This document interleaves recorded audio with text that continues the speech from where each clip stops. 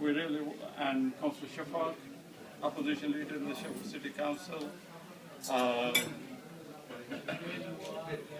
and our chairman of BMC, Mr. Oli, and also the fellow Lib Dems and the business people. And also, I think we also have few people who do work very, very hard in the party. I do appreciate that they work all the year round. First of all, thank you, Mr. Vince, Mr. Cable, for finding the time to meet us here and share our views in respect of in furthering the business in the UK. And before I can say anything, I will say thank you to Shafak as well, who has taken all day today and taken you to the Railway Sheffield. Now, there is quite a bit of press here, Vince, but rest assured we do know them. All right. Team press. Yeah, they are there.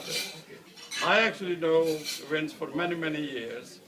When he came to Sheffield, and we both were quite active in sort of delivering the leaflet when I was a candidate in Sharon. Can you remember?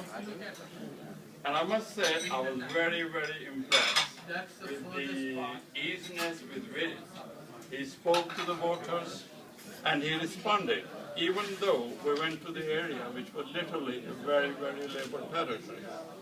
Now, today, Vince is in a different category. He's part of the government, running a most important department in this difficult time. Now, we are long term in UK, unemployment is increasing, businesses are becoming more global, and the emergence of the markets, the new markets, they're putting more and more pressure on the UK businesses. Now, it has become really fashionable for the big businesses to move part of their business abroad, hence creating even more unemployment and burden on the trade in the UK.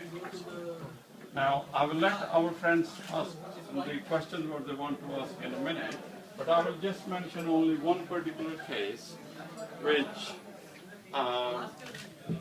and we will have a bit of insight from Mr. Cable in a minute. I was at a meeting last night, and I mentioned there that I will be seeing Vince tomorrow. Literally, the whole of the gathering, they almost with one voice said, please ask about the closure of the Hatfield colliery in Yorkshire. Now, their view was that this has put many hundreds of workers on the dole. Yes, they said, we know that UK can get cheap coal from Poland or Eastern European, but they cannot realize that the government, why doesn't government think that if they take into account the unemployment benefit, the cost borne by the Department of the Health, and the misery that it brings to the area, they were sure, this particular group, that it's better to keep the colliery open.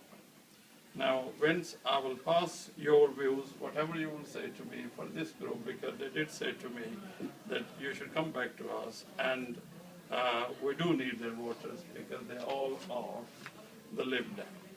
Right, with that, I will let you have a few words, Vince. Good. Well, thank you.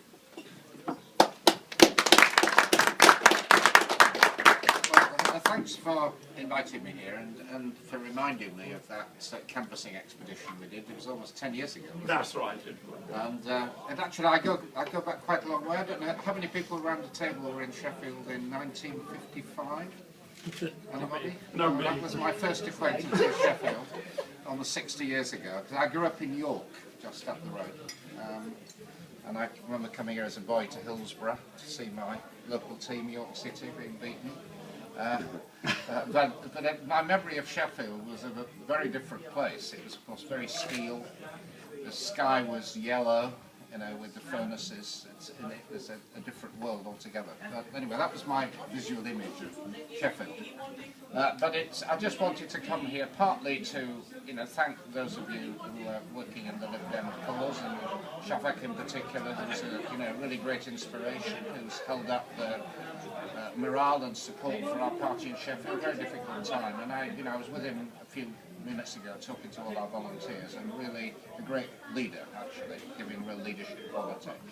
And I thought I'd say a little bit about what I do, why I'm here, and about the business environment. I mean, I'm doing a kind of weekend tour in this part of the country. I started in Burnley yesterday with the aerospace industry, meeting some firms and our local MP, Gordon Birtwistle, who captured Burnley at the last election, and spent most of today up in Cumbria looking at something very different, industries in rural areas up in the Yorkshire Dales.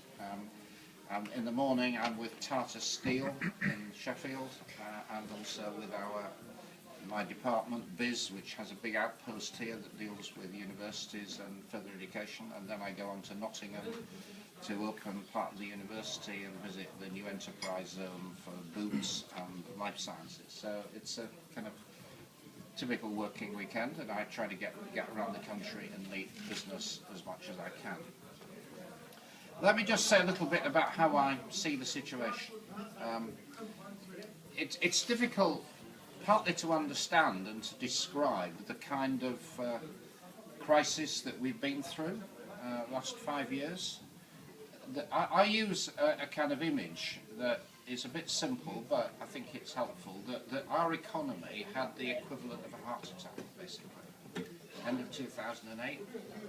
I mean, economies go up and down the whole time, and you're in business, you have cycles, you have boom periods, you have bad periods, but there was a shock, something we've never had before in our lifetime, and it was caused by the collapse of the banking system. In our case, the taxpayer stepped in and stopped it, disintegrating completely, but it was a massive shock, massive shock.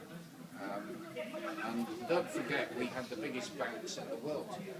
RBS was the biggest bank on the planet. Their balance sheet was 1.5 times as big as the British economy, and when it went down, it did enormous damage, and we're still sorting out the damage today. And part of the damage was this enormous deficit in the budget that we're having to manage in the government. Any party in the government at the moment would be dealing with very painful cuts, because we lost about 10% of government revenue. It disappeared. It's the money that came in from the banks and also from property when the market was booming. That's all gone, and we're having to manage that down. It's very difficult. And it's also had a very damaging effect on business, particularly small, medium-sized companies. I guess many of you have this problem, that the banks were falling over themselves to lend to you 5 or 6 years ago. Now they don't want to know. They're obsessed by extreme conservative practices, will not lend for working capital or development capital, and it's doing quite serious damage to our business. I'll come back in a minute to what we're doing about it. But that's the context. How do we read what's happening in the economy at the moment? We're getting some very mixed signals. Some are not great. The economy's bouncing along the bottom. We get these GDP figures that suggest that we're not going into recession, but we're not growing, it's just flat. But there are some good signs.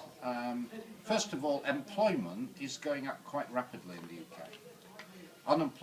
We have less unemployment than the United States, despite the fact that America has a much stronger economy. We've had 1 million new jobs created in private business in the last 2 years. That's a real success story. In addition, we've got more people starting up businesses than has ever happened in British history. There's a real entrepreneurial spirit, people willing to try things. Obviously it's tough, but they're willing to have a go. We're also finding that manufacturing, that went through a terrible period over the last 10, 20 years, and you described some of the companies that have gone down, is now in a revival. And it's different in different parts of the country, but certainly in the northwest where I've come from, they're running out of labour. They can't find enough people because the aerospace industry and the supply chains are booming. And the same is true in the car industry. It used to be a terrible mess. It's now growing very, very strongly. So manufacturing is doing well. Exports to the big emerging markets, China, India, Pakistan, Brazil, Russia, the rest, is growing quite rapidly. maybe we neglected it in the past years, but British companies are now focusing on export markets rather than just selling here, and that's very strong and positive. So although the economy is still recovering from this heart attack, as I call it, we are seeing some evidence of positive things happening. Right, just finally, I'll just say about some of the things which I'm doing with my colleagues in the government to try and get us onto a better track. Just to explain, my department in the government is called Business Innovation Skills. So I'm responsible for universities, further education, training, science, and everything to do with the business world, regulation, labour regulation, trade, industry policy, things of that kind, and business lending, but that's mainly dealt with in the Treasury. So I have quite a wide remit. What we're doing, well, first of all, we've got to get the public finances in order. If you're bust, as you know, you can't do anything. So we're having to sort out the public finances, and it's very painful. It's difficult. I've had to cut my budget by 25%. We've had to deal with a third of the staff being redundant. I mean, it was terrible when we came in. The public accounts were just in a terrible mess. So we had to take very tough decisions, but we've done it and now getting on with life. But at the same time, trying to do some positive things as well. And for example, I've launched what we call an industry strategy to try to get more manufacturing back to Britain. And it's, as I say, we're getting successes in aerospace and cars and life sciences and some other industries, renewable energy, for example. We're trying to put a lot of money into training through apprenticeships. I don't know whether your firms take advantage of it, but we've had an increase in over 50% in apprenticeships in the last couple of years. People doing proper skill training, so we don't have shortages of skilled labour. We're putting a lot of money into science and technology. The big centre that we've now established is based in Sheffield, on the Sheffield in Rotherham, the Advanced Manufacturing Centre, and this is the hub for the whole of British industry. And they've been given quite a bit of money. They're now working very closely with the Rolls-Royce, BAE Systems, and some of the SMEs in manufacturing, and it is becoming the major centre, one of the best in the Western world for advanced technology, and we're putting quite a lot of money into that. But the last thing I'll mention, because I know it is the big problem, which is bank lending. It could be worse. We've been trying to give some guarantees to underpin bank lending. I'm now establishing a business bank. It's a slow process because you've got to get legal approval from the European Commission and so on, but it is now happening.